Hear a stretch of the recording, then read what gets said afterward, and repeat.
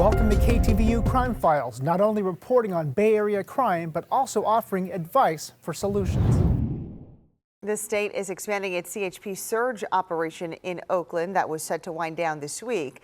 Our crime reporter Henry Lee spoke to one business manager who says while this operation helps, he doesn't think it's going to solve the problem.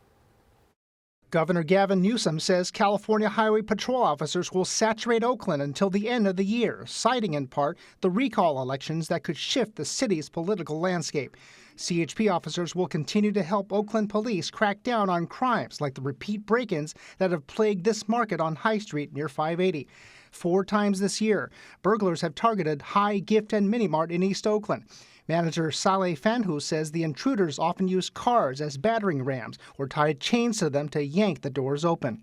Every time they come with the stolen cars, stolen vehicle, and then they back up and then break in and destroy the gate. Fanhu is welcoming the added CHP patrols to a point. I'm happy, but this is not going to resolve the problem. When somebody break into the store, the highway patrol is not going to come to track him. The highway patrol is not going to make a report. Oakland CHP Captain Mike Novosel says that may be the case, but says the CHP can find stolen cars after the fact and make arrests with the help of flock license plate cameras. We have tools, such as flock cameras, where if a vehicle is entered into the flock system, that if the CHP happens to come across that vehicle, then we will take appropriate enforcement action. The governor has noted that CHP officers can chase suspects that Oakland police ordinarily can't.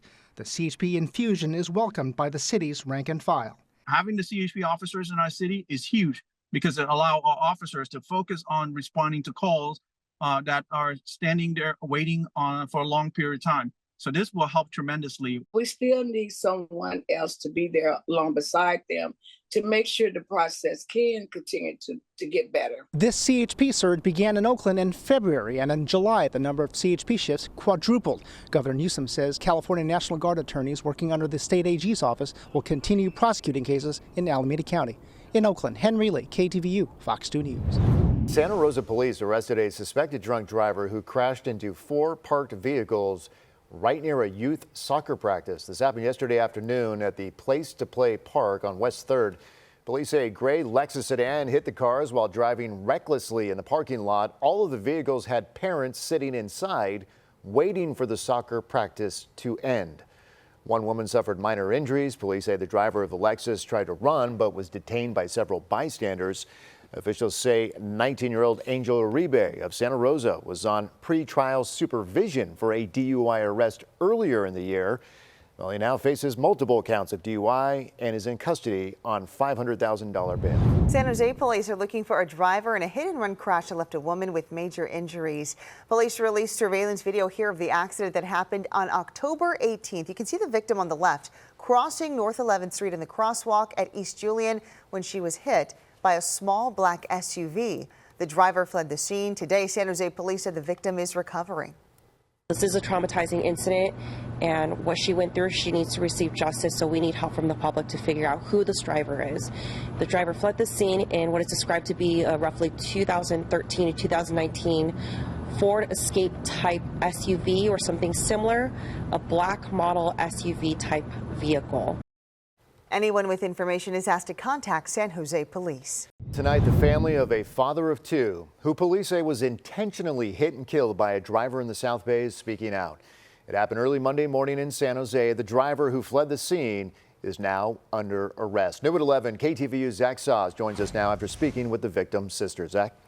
Yeah, the victim now identified by his sister as 32-year-old Leroy Thomas of Santa Clara, father of both a 13-year-old son and a 9-year-old daughter. San Jose police say he was struck near the intersection of North Capitol Avenue and Berryessa Road around 5 in the morning on Monday.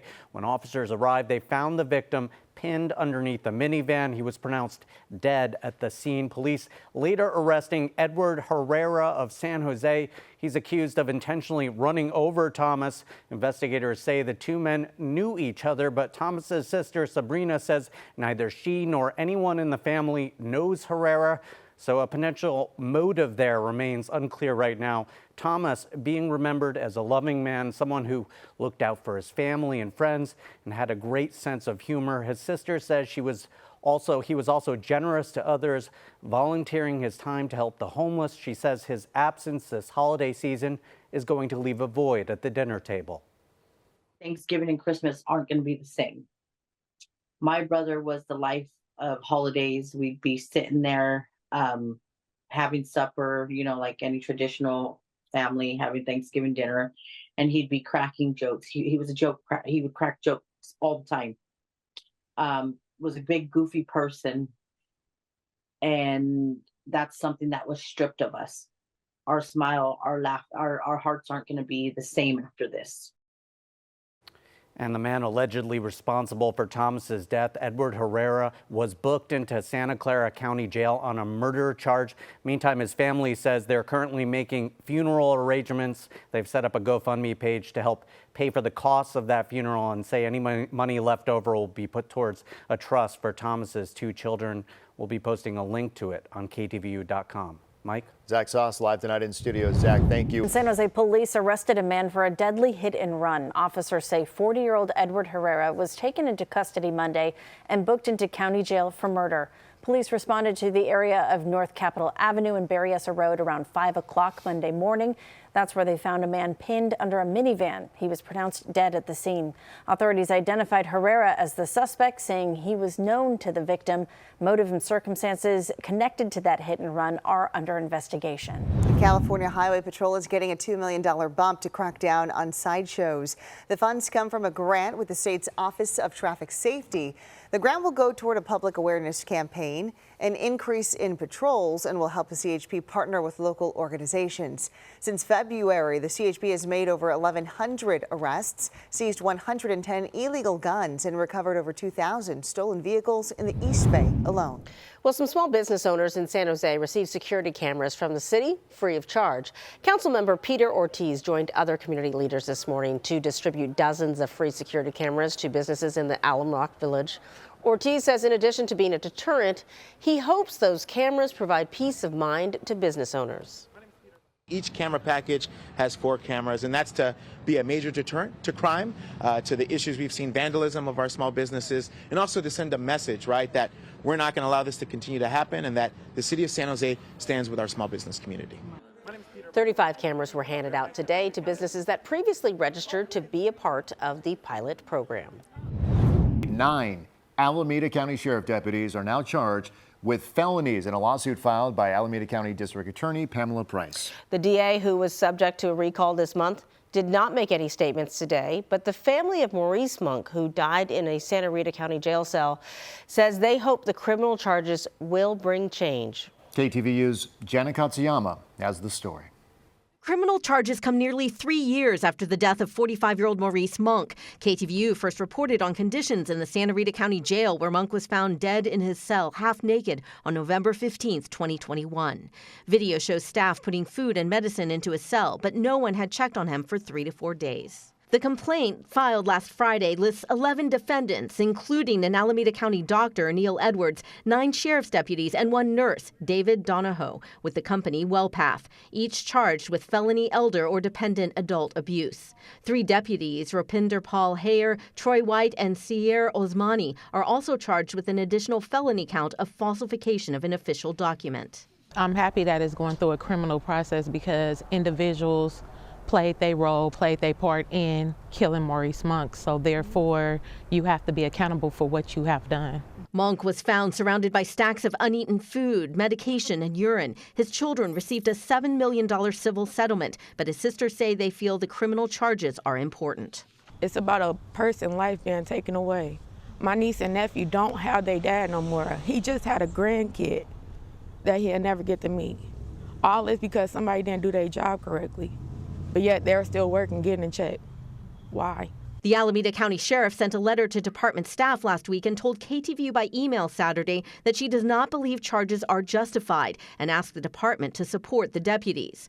The Monk family's attorney says he hopes there are changes at the jail. I would hope it brings more change. You know, as part of our settlement with Alameda County, they did agree to some changes at the jail, particularly with treating mental health and addressing serious ongoing medical needs. We reached out to the Alameda County Sheriff's Office to find out if those deputies have been placed on administrative leave, but so far we have not heard back.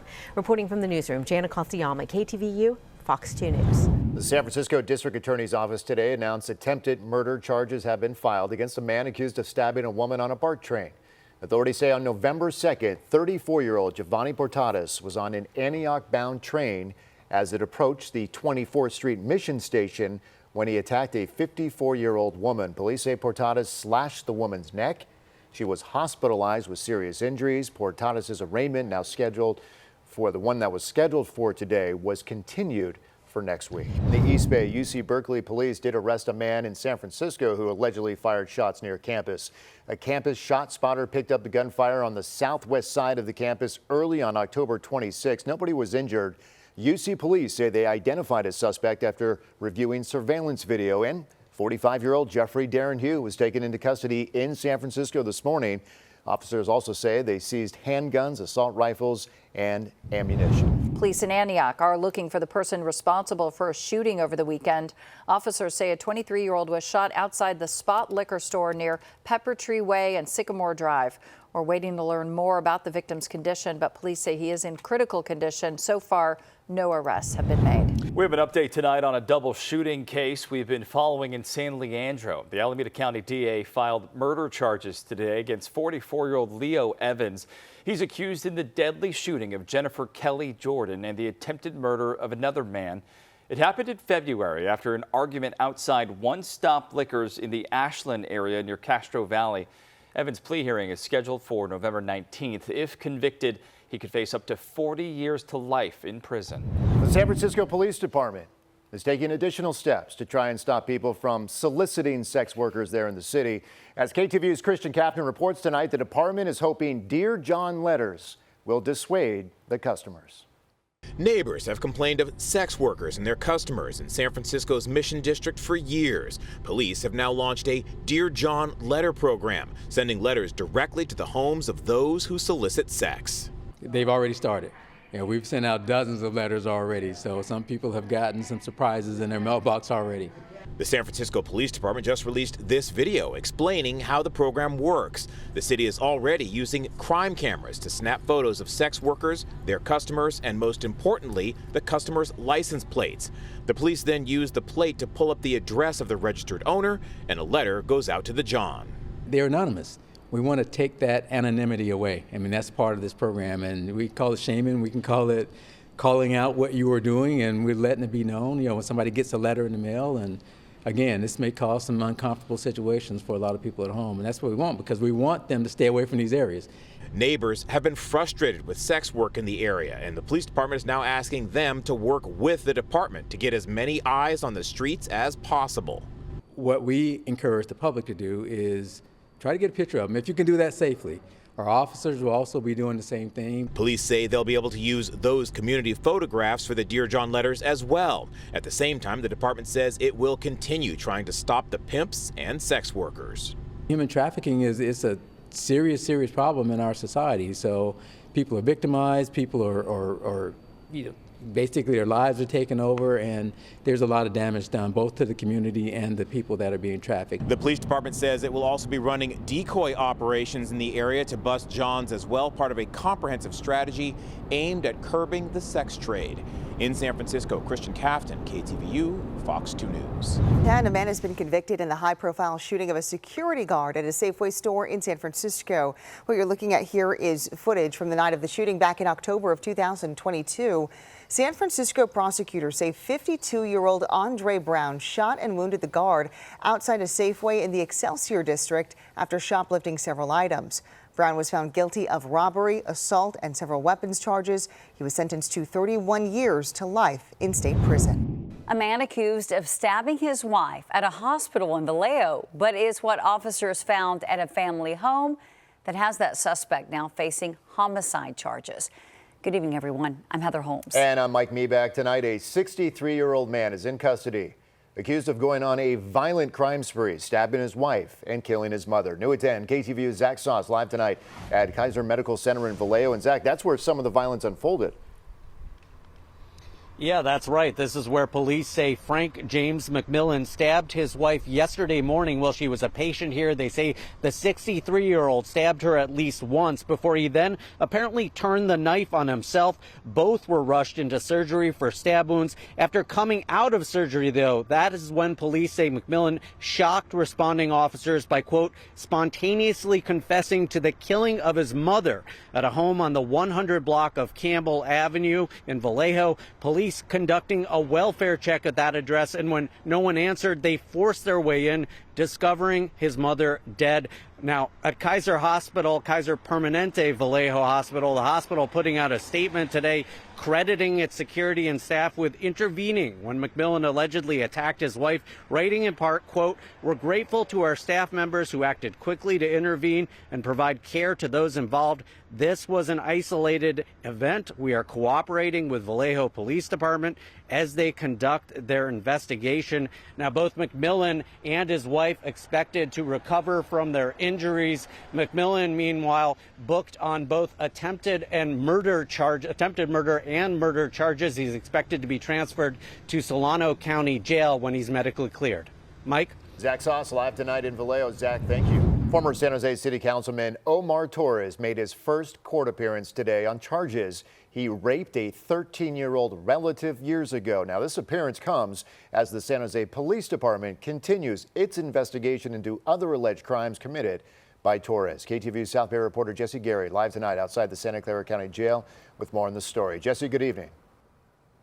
Mike, good evening to you. Omar Torres remains inside the main Santa Clara County Jail. He's being held without bail. Now, the accusations stemming from an ongoing San Jose police investigation into alleged child sexual abuse led to his arrest yesterday. We want to warn you that some of the information contained in the following report could be disturbing to some viewers.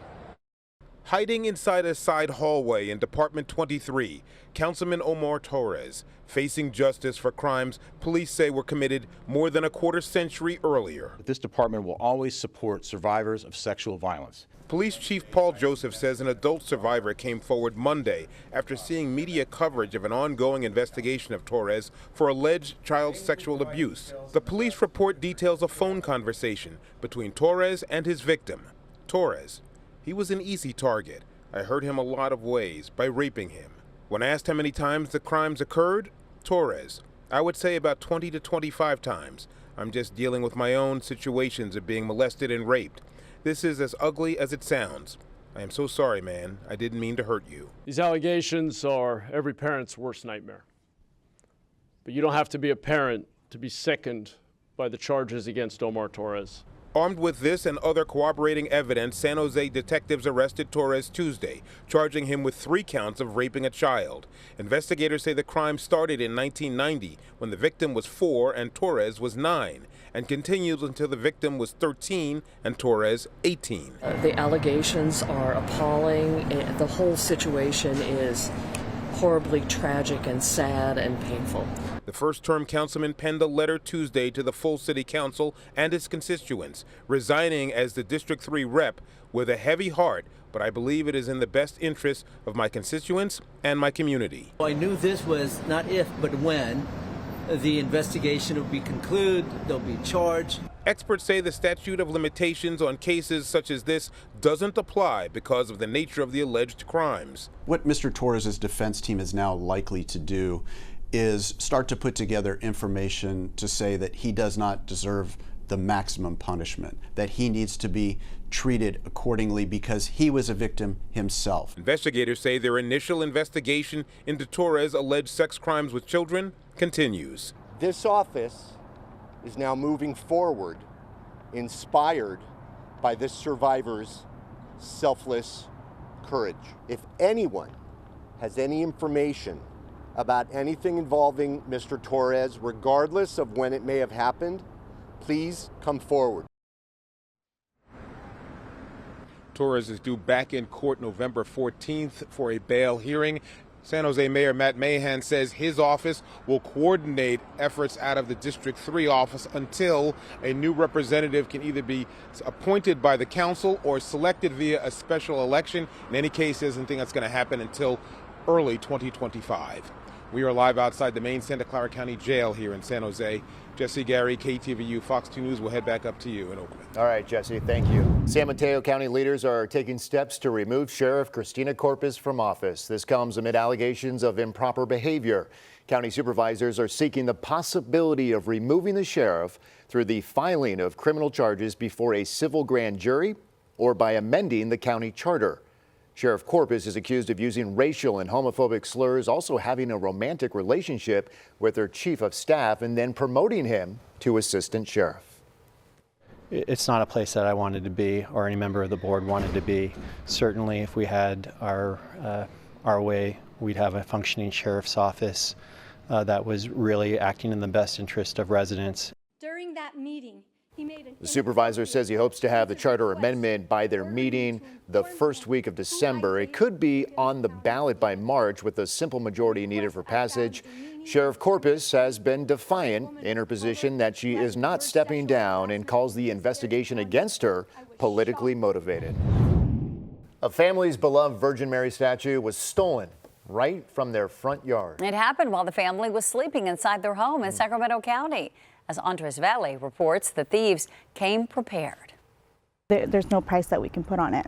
You know, like you said, it is sacred. It's very important to us and our family and our beliefs. So we can't really put a price tag on it. This is what once stood in the front yard of Michelle Tatch's Sacramento County home. Her statue of the Virgin Mary gone, stolen in the middle of the night. The theft caught on camera. Surveillance video shows two people walk up to her house early Saturday morning. Moments later, a white pickup truck hauling a trailer drives up right behind him. Tatch's home surveillance camera captures the truck reversing onto their lawn. We sped up the video to show the nearly 4-minute-long theft, where 3 people removed the statue and placed it on the bed of the trailer before driving away. It felt like it was premeditated. We felt like they had a plan because, you know, they had a whole trailer. They pulled it up with 3 men, and they had like a whole plan, and they just pulled out. An empty pedestal now stands in her front yard, with imprints left behind from the wheels of the trailer. Tatch says she now feels unsafe living in the area. For us to move back here and then this to happen, it kind of left us speechless. We expected better, you know, from this world, and we expected better from the people that are around here. The Neighborhood Watch is now looking into installing license plate reading cameras in their community to help alert authorities of any crimes that might happen in the neighborhood. The cameras do show how many times a vehicle has been in the neighborhood in the last 30 days. So typically, if a vehicle's only been there once in the last 30 days, that's the person who committed the crime. For now, Tatch has no plans to replace the statue and hopes it will be returned. We are looking on Facebook Marketplace, Craigslist, eBay to see if it appears anywhere. I hope they don't keep it for themselves. The city of Oakland did not see a homicide for more than 6 weeks until yesterday. The mayor's office and police credit what they call a ceasefire strategy and community support. KTVU's Amber Lee live tonight in Oakland with more on the story. Amber? Mike, police tell me the ceasefire strategy is intentional and data-driven, and that at the heart of what works is help from the community. You ready? Samir Ali is raising his daughter in East Oakland. It's also where he grew up. He tells me deadly gun violence has gripped his neighborhood for years, but he's noticed a change recently. Shootings going on, bodies here and there, but it hasn't been like that in a long time. During the past 6.5 weeks, there has been no homicide in Oakland. But on Wednesday afternoon, just down the street from Ali's home, a man was shot and killed outside the corner store. Oakland police says this is the first time since 2015 that there has not been a homicide for 6 weeks. We are identifying those that are, again, those that we believe to be engaged in violent crime, and we're communicating with them, or we're conducting enforcement on them. Deputy Chief of Police Frederick Chavies with Oakland Police credits the ceasefire strategy that was brought back by Mayor Shang Tao at the beginning of the year. It targets the small group of people, fewer than 50, that police say are responsible for the majority of violent crimes. He says the city's Department of Violence Prevention helps provide services to bring change. Helping them get a driver's license, trying to get them enrolled back in school or any sort of GED program or some sort of vocational school. And so We know that it doesn't happen overnight. Police say a turning point came after September 28th when a man was shot and killed at DeFremery Park in West Oakland. The victim was attending an annual alumni picnic for McClymonds High School. Police say the area was filled with families, including young children. Shavy says that incident led to a groundswell of community cooperation with police. The community came together and told those that they believed were involved in violent crime that enough was enough. On Thursday afternoon, police responded to a shooting near Lake Merritt. The victim was taken to the hospital and is in critical condition. Oakland needs a lot of work in the hood, not just the main streets, in the hood. Chief Shavy says ceasefire has proven to be effective time and time again. And despite Oakland's budget problems, he's optimistic it will continue to be funded. Mike? Amber Lee, live tonight in Oakland. Amber, thank you for that.